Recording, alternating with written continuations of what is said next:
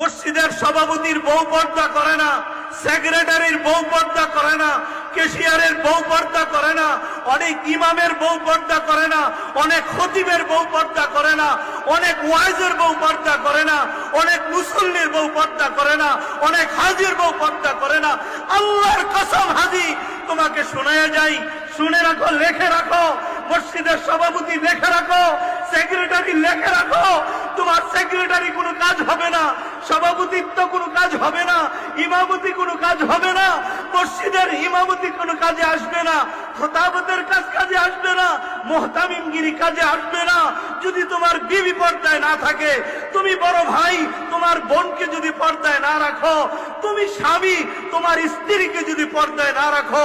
মদিনার নবীর ঘোষণা শুনে নাও। আল্লাহর নবী বলেছেন, এই সমস্ত নামাজি, এই সমস্ত হাজি, এই সমস্ত আলেম যারা নিজের বউকে পর্দায় রাখে নাই,